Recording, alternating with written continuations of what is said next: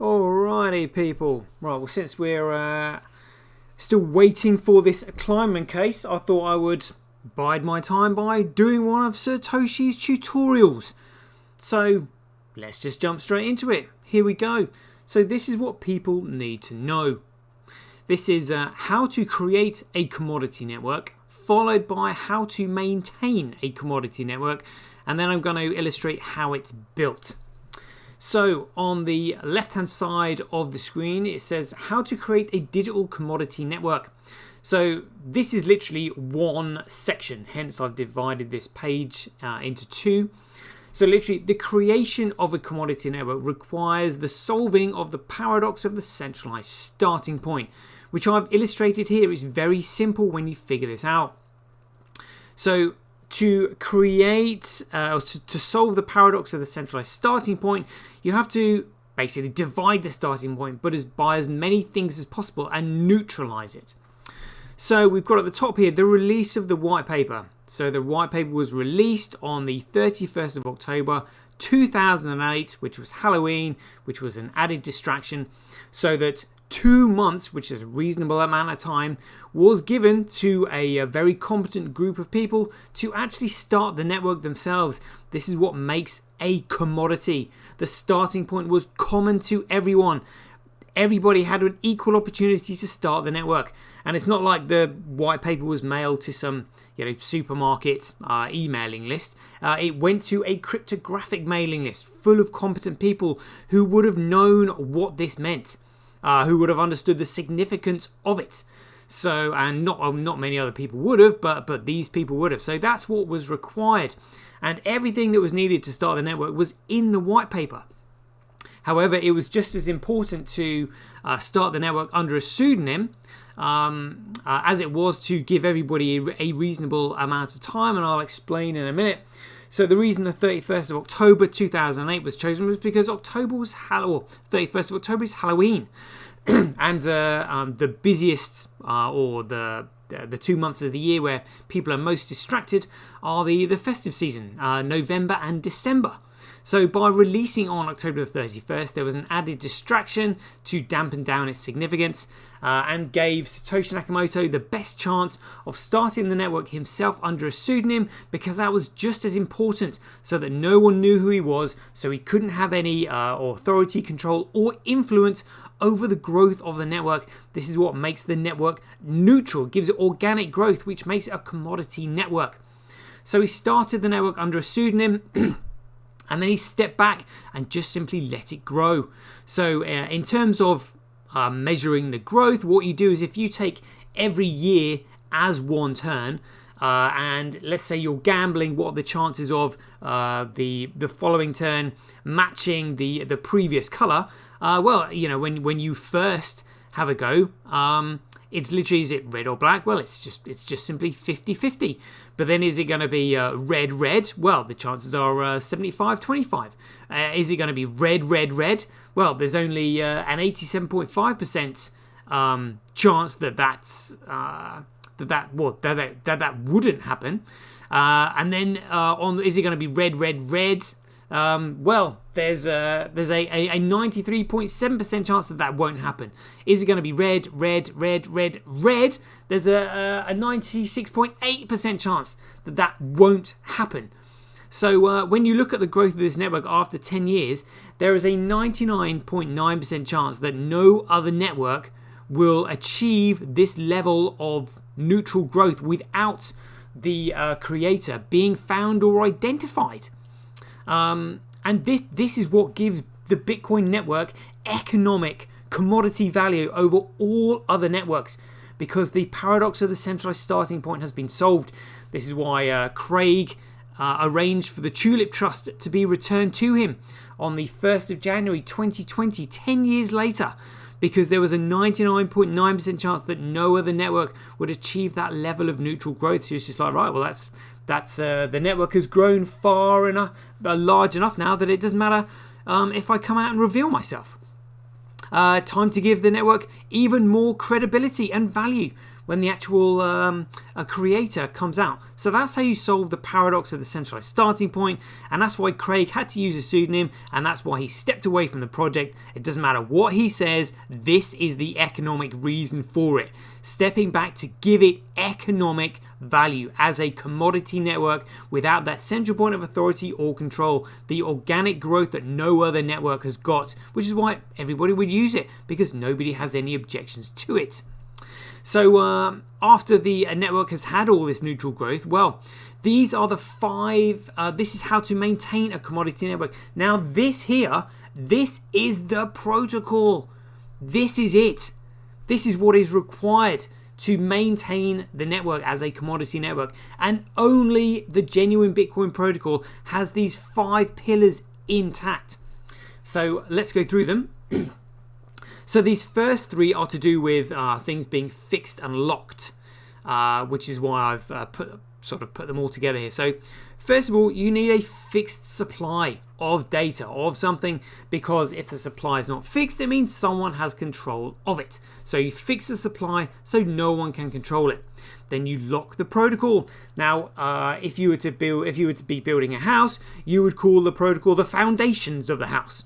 But because this is a digital protocol, the digital foundations are called the protocol. That's what the protocol is. It's the foundations of the digital network. So when they're locked, it means that no one. It just means that no one can control it. It's permissionless, and anyone and everybody can build. So you lock the protocol. Then you need accountability. So this ensures that all users and developers of the network are equally accountable. So in other words, there is no one single central source of control or authority on the network. And this is done by a chain of signatures. So it's the chain of signatures that holds everything together, like glues it all together. So that's why fixed supply, lock protocol, accountability. This is why all these shitcoiners who have nefarious intentions, they all try to tamper with the signatures. Like you've got Bcrash and Roger Ver adding Schnorr signatures, and then you've got Blockstream segregating the signatures. They're just attacking the signatures because it's the signatures that allows them the control of the network, which turns BTC, from a commodity into a security. This is why the genuine Bitcoin is BSV, because it's the only one that has all these things intact and the signatures are valid. Then the last 2. Number 4 is economic competition through proof of work.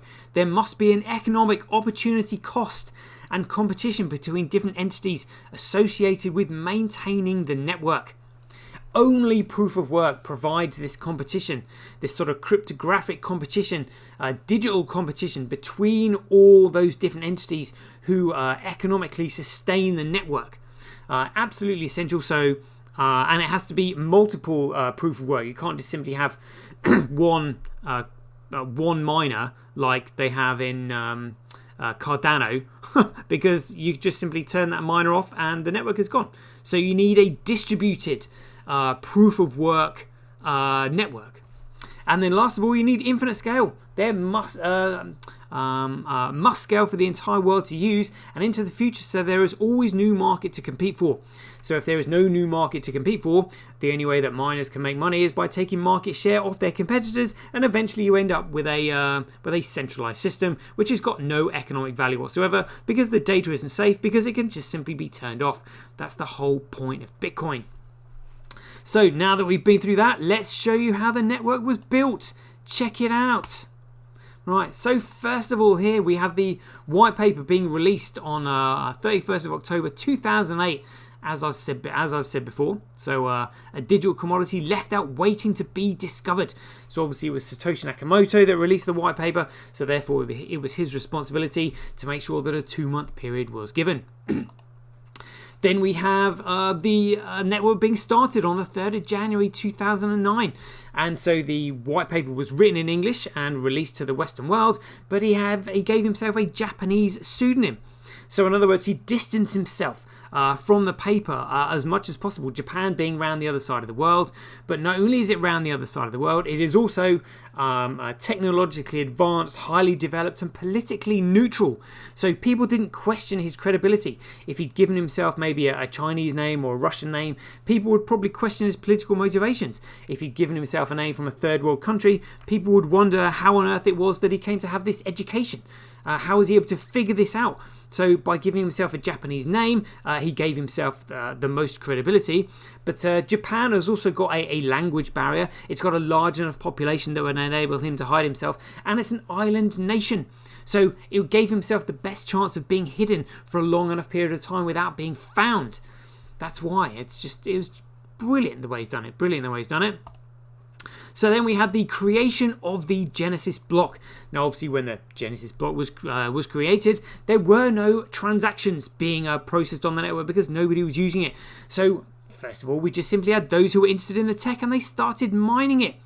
So this is what gives Bitcoin its foundations. So this is the entities that economically sustain the network with proof of work between them that separate them, which means there is economic competition. So it means they are not reliant on one another and there is no collusion between them. So if one miner goes belly up, all the others miners are just like, yep, great, we'll have some more of that market share. There is competitive all around here, so you cannot just simply turn one of them off to turn the network off. There has to be multiple. Well, yeah, there's no one single central source that can just simply turn the network off. So the more mining operations, the more payment processes there are, the more credibility the network has because it's more economically substantial. And so if you wanted to corrupt or take over the network, you would basically have to provide hash rate that was 50% more than all of this hash rate put together to force it. But then you'd be changing the protocol, which there's no point to, because the moment you change the protocol, you change Bitcoin from a commodity into a security and crash its fundamental value to zero, just like they've done in BTC, in BCH, Bitcoin Gold, and all these other crap protocols that don't have those 5 pillars of commoditization. So I've said here, network foundations growing in strength as a central starting point continues to be diluted over time as the ledger becomes more distributed and the volume of competition increases. That's it. And then next we have this. So this is the growth of the chain, the information being put on it, people using it to store their data. So I said the network grows in strength as it increases in size. As more and more people use it to store their data, it becomes more valuable to them. So they'll be like, well, somebody else has got an idea saying, oh, well, let's change all that data. No, because if you change one bit of data on it, you change my data as well, and I don't want that. So people, again, have an incentive to keep this chain strong. So the more people that use it, the more people obviously don't want their data changed. That's how it works. And then this is the mining operations up the top here. So as the value of Bitcoin increases, more and more larger miners come in. So you would end up being literally the largest corporations on the planet because they have enough transactions being generated via their own customers because of their business to economically justify starting a mining operation. So they're processing their own payments as well as others on there. So they're actually getting rewarded for processing their customers' payments. It's just an absolutely fantastic system. It's a fantastic system. So yeah, there we go. That's my little bit of tutorials for tonight. Hope you enjoyed it. Catch you guys later. Get paid for posting your pics on Relica. Download the app now at www.getrelica.com. Get your tweet etched on Twitch, forever on the Bitcoin blockchain. Do it today at www.jointwitch.com. Buy BSV.live, the best place to buy Bitcoin SV online.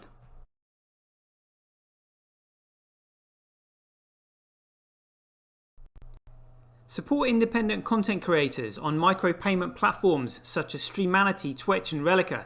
We should profit from our data, not the large corporations who track, monitor and sell it.